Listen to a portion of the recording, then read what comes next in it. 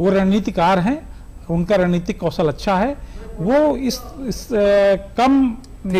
अच्छे कम बहुमत वाली सरकार में बेहतर काम कर आपने जो बात की नावेद जी, क्या आपको लगता है कि अब कयासों का दौर चलता रहेगा जब तक सरकार का गठन नहीं हो जाएगा, जैसे कि प्रतिभाग जी ने अपनी एक लाइन कह दी है?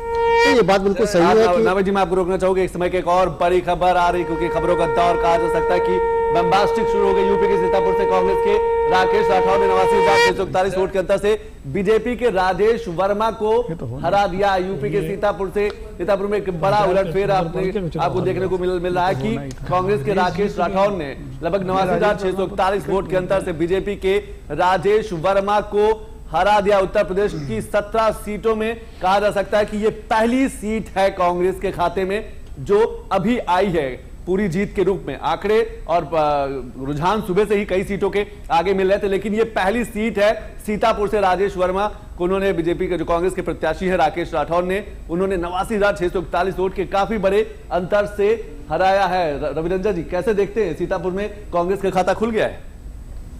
देखिए, सीतापुर की जो लोकसभा है उसमें 4 भारतीय जनता पार्टी की मतलब विधानसभा है भारतीय जनता पार्टी जीती थी।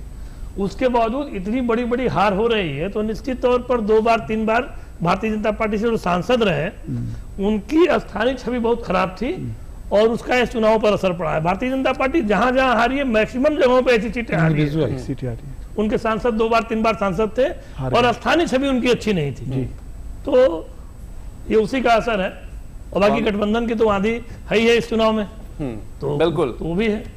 नावेद जी, किस तरीके से देखे, कांग्रेस ने भी खाता खोल लिया उत्तर प्रदेश में। हालांकि राहुल गांधी रायबरेली से 3 लाख से वोटों से आगे चल रहे हैं, लेकिन अभी परिणाम सामने नहीं आया, लेकिन सीतापुर का परिणाम सामने आ गया है।